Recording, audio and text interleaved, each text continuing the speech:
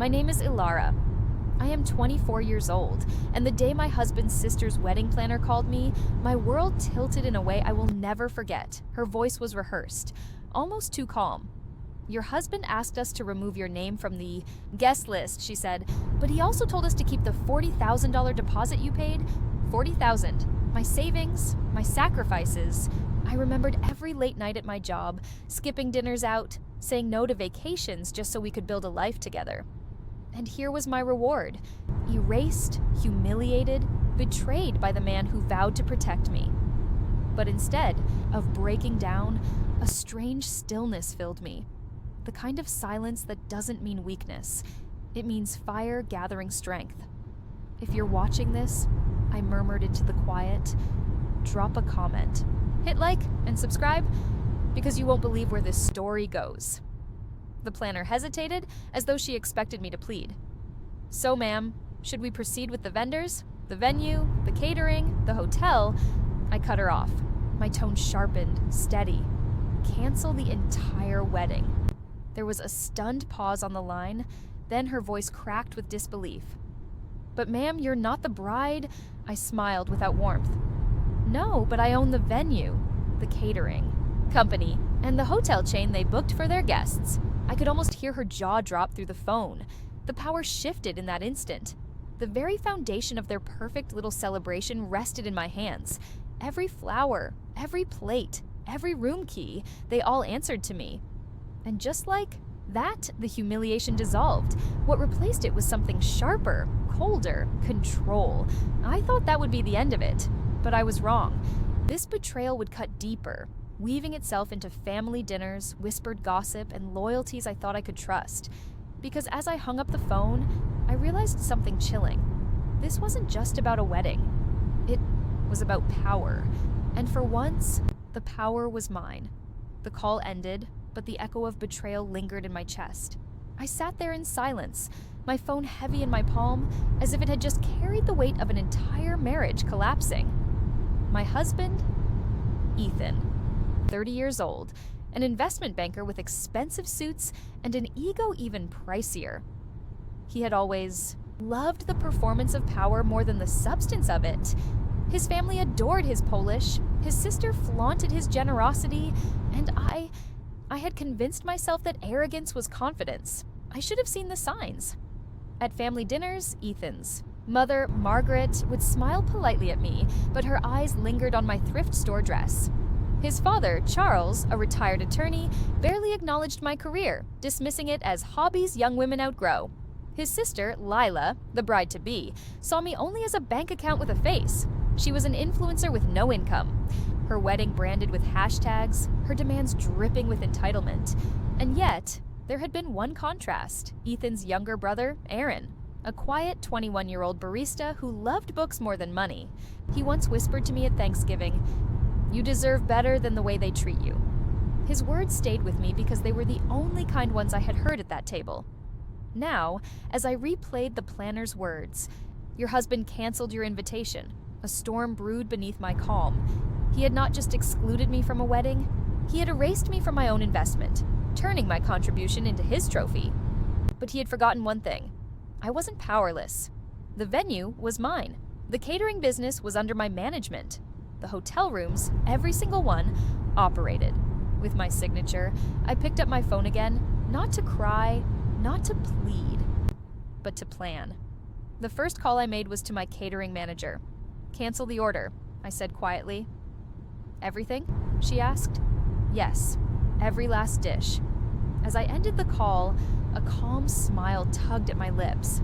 They thought they had written me out of their story, but I was just getting ready to write the ending. The next morning, I woke up earlier than usual. Not because of nerves, but because my mind was already racing through every detail of the empire they had overlooked. From the outside, I was just Ethan's young wife, 24, quiet, supportive, too soft to fight back. But what his family never cared to ask was how I had built what I owned. My parents, humble teachers in a small town, left me nothing but discipline and a stubborn work ethic. At 16, I worked part-time cleaning hotel rooms. By 19, I was managing the front desk. By 22, with a small inheritance from my grandmother and a knack for business, I bought into a catering company. The rest? Hard work, ruthless choices, and no shortcuts. So yes, I was young, but the businesses were mine, and they had no idea. Ethan, meanwhile, strutted through life believing his money carried everything. His accounts were flashy, his bonuses loud, but the truth? He was living in debt, keeping up appearances while relying on the stability I had created. He never told his parents that. To them, he was the star. I was the accessory. But accessories don't own the venue you're booking. I spent that day in quiet action. My phone became my weapon. One call to the hotel manager. Refund every booking made under the Lila wedding block. Guests will have to find their own stay. One call to the florist. Release the flowers. Do not deliver to the chapel. One call to the sound crew. Cancel equipment rental. The stage won't be needed. Piece by piece, the grand illusion of their perfect day began to crumble. Still, a part of me felt the sting of grief. I hadn't married Ethan to wage war against him. I had married him because I believed his promises. Promises of partnership, of loyalty, of family. But betrayal changes the way you see someone. It sharpens the edges. It hardens the silence. As I ended my final call that evening, I whispered to myself, this is no longer their wedding. It's my reckoning. And tomorrow, they would feel it. The fallout came faster than I expected. Mid-morning, my phone buzzed non-stop with unknown numbers. First, the florist, confused, saying Lila had arrived in tears, demanding why the arrangements were gone. Then, the hotel desk clerk, whispering nervously that 20 guests had shown up, only to find no rooms under their name. And finally, Ethan. He didn't start with hello. He started with a roar. What the hell did you do, Alara? Let the silence stretch. Then calmly, I just canceled the things that I paid for. Why should I bankroll a wedding I'm not even allowed to attend? His voice cracked with fury. You embarrassed me. My parents are furious. Lila is crying. Margaret is threatening to sue. I cut him off. They can try, but everything they touched was mine. My contracts, my businesses. You don't own a single brick, Ethan. In the background, I heard Margaret, his mother, shouting, Put her on speaker! How dare she ruin her own sister-in-law's wedding? I almost laughed. Sister-in-law? To her, I had never been family. Just a stepping stone. Margaret, I said evenly, knowing she was listening, your son removed me from your guest list. That was his choice, and I simply removed my support. That was mine. There was a stunned silence on the other end. Ethan sputtered. You've lost it, Alara. Do you know how much damage you've caused? I lowered my voice, deliberate. No, Ethan. Do you know how much damage you caused? You took my trust, my money, my place in this family, and you thought I'd stay quiet. You don't know me at all. By evening, the gossip had spread. Cousins called, whispering in disbelief. Aaron, the younger brother, texted me 3 words. Proud of you. It was the only kindness I received that day, and it steadied me. The rest of them could drown in their outrage, because tomorrow wasn't just another day.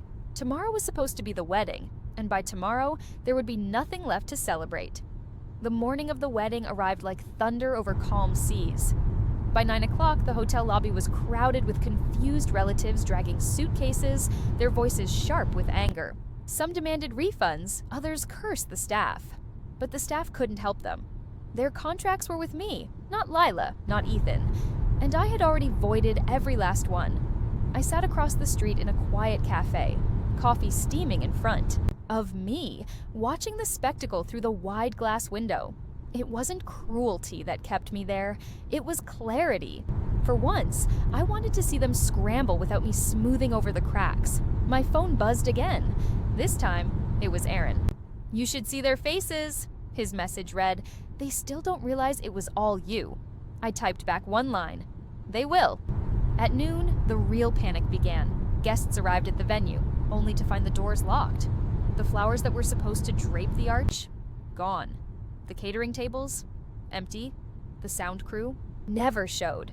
And then, the pièce de résistance, the planner, red-faced and frantic, called me. Mrs. Carter, people are screaming. The bride is threatening to sue. The groom's family, I repeated softly, removed. me from their story. I simply removed myself from their celebration. Her voice broke into a whisper. They don't know yet, do they? That everything they touched belonged to you? I didn't answer, because the truth would announce itself soon enough. By mid-afternoon, Margaret's voice filled the neighborhood. She berated staff, shouted at drivers, waved her hands like a queen who had lost her crown. Lila sobbed into her glittering gown, mascara staining her cheeks. Charles muttered about calling lawyers, though even he seemed to realize lawsuits wouldn't fix what was never theirs. And Ethan? He stood in the center of it all, jaw tight, eyes darting. By the time I arrived at the venue grounds, it looked less like a wedding and more like a battlefield. Cars lined the street, angry guests spilled onto sidewalks, and the once perfect white arch now stood bare, a skeleton against the afternoon sky. I walked slowly, deliberately, every click of my heels drawing eyes. Conversations hushed, faces turned, whispers rippled through the crowd. That's her. Isn't she the wife? Why's she here if she wasn't invited? Lila spotted me first. Her glittering gown clung to her like a costume, her tears carving streaks through thick makeup. She rushed toward me, voice shrill. You ruined everything. Do you know how humiliated I am? I met her eyes, calm and steady. No, Lila. What ruined everything was arrogance. You assumed my contribution was yours to claim. You thought my silence was weakness. Today, you learned silence is just patience. Margaret stormed up next, her diamond earrings flashing. You wicked girl, she hissed. We welcomed you into our family, and this is how you repay us? I tilted my head, letting her words hang. Then I said, welcomed? Margaret, you never welcomed me. You tolerated me. There's a difference. You dined on my savings, smiled at my sacrifices, and called it generosity. But the truth? You wanted my obedience, not my presence. The crowd's murmurs grew louder. Even Charles, the patriarch, shifted uncomfortably. And then came Ethan. His tie was crooked, his voice rough from shouting. Ilara, stop this madness. You're embarrassing yourself. For the first time all day, I laughed. Not loud, just a quiet, sharp sound that cut through his words. No, Ethan, I'm embarrassing you. Because all of this, the venue, the food, the hotel rooms, was never yours to flaunt. It was mine. And you tried to erase me while using my empire as your stage. His jaw clenched, but he said nothing. And in his silence, the truth spread. Like fire through the crowd. Aaron stepped forward then, placing a hand on my shoulder, his eyes steady. They should be thanking her, he said, voice clear. Without Ilara, none of this would have existed in the first place. And for the first time, I saw Margaret's face falter. The silence that followed Aaron's words was heavier than any scream. Margaret's mouth opened, then closed again, as though the reality was too sharp to swallow. Lila clutched her ruined bouquet like a shield, mascara streaks darkening with every shaky breath. Charles looked down at his polished shoes, avoiding my eyes. But Ethan, he still tried to hold the performance together. This doesn't change anything, he snapped. We'll reschedule. We'll book new vendors. I stepped closer, my voice low enough to sting. You won't, because you don't have the money. Not for this scale. Not without me. His eyes flickered, betraying the truth. Ethan had lived in the glow of borrowed wealth, carefully disguising his debts behind luxury. I had known for months but stayed quiet, thinking partnership meant patience. Today, patience had expired. I've already contacted the bank, I continued, pulling out my phone. Every joint account is frozen. Every credit card tied to me, canceled. You'll find out soon enough what it feels like to live without my name. Propping you up, gasps erupted around us. Lila stumbled back, her voice breaking. Ethan, is that true? You said you had it covered. Margaret grabbed his arm, eyes wide with panic. Tell me she's lying. But Ethan didn't answer. He couldn't. I turned to the guests, their designer clothes and forced smiles now, sagging under the weight of spectacle. You came here expecting a fairy tale. What you got was the truth. The groom's family tried to erase me, and in return, they lost the very foundation of their fantasy. I started walking. Away, the crowd parting in silence. Aaron followed me out, his quiet presence steady beside mine. You don't have to look back, he murmured. I didn't, but I heard it anyway. The chaos behind me unraveling further, voices raised, accusations flung, the sound of a dynasty cracking under its own pride. For the first time in months, I inhaled deeply, feeling the weight lift, but this wasn't the end. Not yet, because tomorrow I would deliver the final piece, the one that would make sure they never underestimated me again. The morning after the wrecked wedding, the city papers carried the story. Not about Lila's dress or Ethan's charm, but about the event that never happened. A headline blared, "Society Wedding Collapses. Vendors pull out overnight." And beneath it, a line that made me smirk, "Sources say the bride's sister-in-law owns the canceled businesses." The truth was out. Not whispered in family corners, not hidden in texts. Out loud. I sat in my office, a glass wall framing the skyline as Ethan stormed in without knocking. His suit was wrinkled, his face pale. "You think you've won?" He spat. "You've humiliated me, Alara. You've ruined my reputation." I looked at him, calm as ever. "No, Ethan. You did that when you erased me from your family's story. I just showed them the fine print." He tried to threaten me. Lawsuits, reconciliation, even begging. But his voice cracked under the weight of his own downfall. And when he finally left, I didn't feel anger. I felt release, because betrayal only chains you if you keep carrying it. I had set mine down. By evening, Aaron stopped by. He brought me coffee, the way he always did when others forgot the small kindnesses. "They're still yelling at each other," he said softly. "But you look free." I smiled. Maybe I was. I opened my laptop, wrote a final email to the planner, and closed the account. The deposit is no longer available. Funds have been redirected. With one click, the last thread tying me to their dream unraveled. Then, I turned on the camera because stories like this deserve to be told. If you've ever faced betrayal, I said into the lens, share your story in the comments. Don't forget to subscribe, because sometimes the quietest voices hold the loudest power. I ended the recording, leaned back, and whispered to myself, "Betrayal burns, but power remains."